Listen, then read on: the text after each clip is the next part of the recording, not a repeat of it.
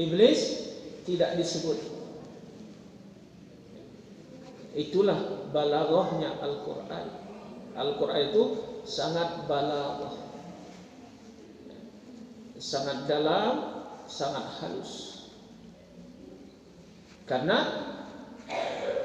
Karena iblis tidak mau patuh kepada Allah, karena iblis tidak mau tunduk kepada perintah Allah, sehingga perintah Allah kepada iblis itu pun tidak perlu diceritakan. Paham?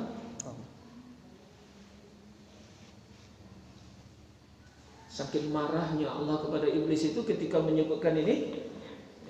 Dan untuk menunjukkan keagungan Allah, perintah Allah kepada iblis untuk sujud itu pun, iblis pun tidak layak mendapatkan perintah itu. Tidak layak kisah iblis mendapat perintah itu untuk disebut-sebut lagi. Paham? Misalnya ada apa? Ada seorang orang tua punya 9 anak. Punya 9 anak. Kata orang tuanya, "Nah, kalian semua pergilah merantau. Jangan lupa jaga diri baik-baik. Jangan lupa jaga diri baik-baik. Kalaulah kalian sudah sukses,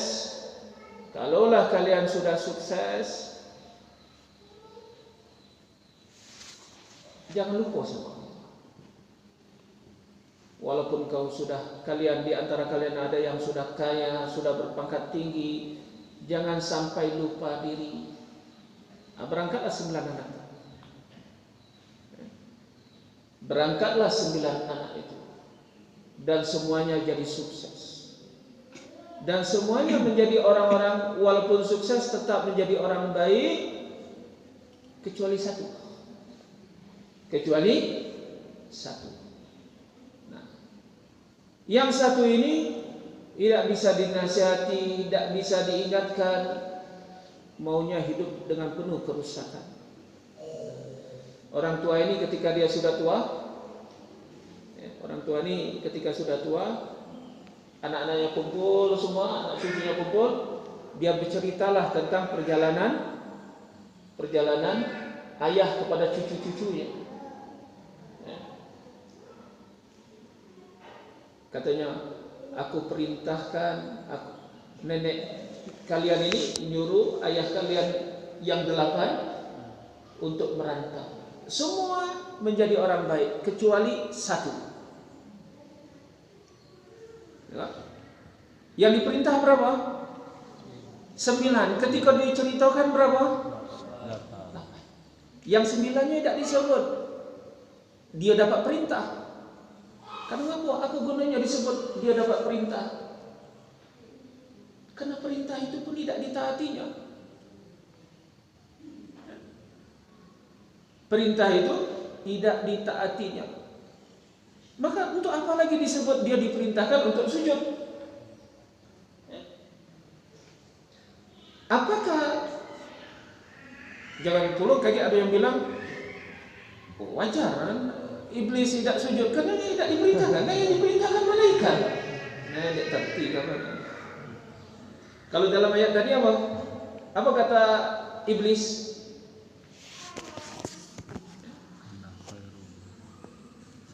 Wa iz qala rabbuka lil malaikati isjudu li Adam fasajadu illa iblis. Itu kan kalimat Allah. Apakah dan ketika Tuhanmu memerintahkan para malaikat untuk sujud kepada Adam, seluruhnya sujud kecuali iblis. Kan tidak disebut di situ. Iblis diperintahkan sujud. Orang yang hatinya kotor, orang yang hatinya imannya itu bulukan, wajarlah iblis tidak sujud. Kaki perintahnya itu perintah kepada malaikat. Woi, baca dari depannya. Udah gitu baca. Apa kata iblis? Asjudu Itu kan iblis yang ngomong, apakah aku akan sujud liman khalaqta tina? Kenapa iblis ngomong macam itu? Dia pun dia jam sujud. Aasjudu, apakah aku akan sujud? Apakah aku mesti sujud kepada orang yang engkau cipta dari tanah? Kenapa iblis ngomong macam itu? Karena dia diajung sujud. Betul. Kalau dia tidak diajung sujud, tidak muncul kalimat itu. Aasjudu liman khalaqtu tina. Kalau seandainya dia tidak diperintahkan untuk sujud, iblis mudah jawabnya. Ya Allah, engkau tidak menyuruhku sujud. Kenapa marah sama aku? Kan yang disuruh malaikat baik. Jawab iblis apa? Aasjudu liman khalaqta tina. Kenapa aku mesti sujud kepada makhluk yang engkau ciptakan dari tanah? Perintah itu ada tidak disebut. Ketika Allah menceritakan kisah awal perseteruan antara iblis dengan anak manusia, perintah Allah memerintahkan iblis untuk sujud tidak disebut. Kenapa? Karena iblis itu untuk menerima berkah, kemuliaan, mendengar perintah Allah bela tidak layak lagi. Tidak layak lagi. Contoh, orang tua punya anak 9, azan subuh, yang siko ini lah berulang-ulang disuruh sholat subuh tidak sholat. Lah sekian lama, mungkin lah bertahun-tahun diajung bangun tak. Pasti yang ini tidak kebangun-bangun. Akhirnya apa orang tuanya? Berteret anaknya tidur, lapar. Nak bangun, nak bangun, nak bangun. Yang tidak pernah bangun itu baris kelima, lewat ke yang keenam, baris yang keenam. Nak bangun, nak bangun, nak bangun. Yang sikap ini tidak lagi ditegur. Kenapa? Tidak lagi layak menerima kehormatan, kasih sayang dari orang tuanya untuk dibelai dengan perintah dan sunnah.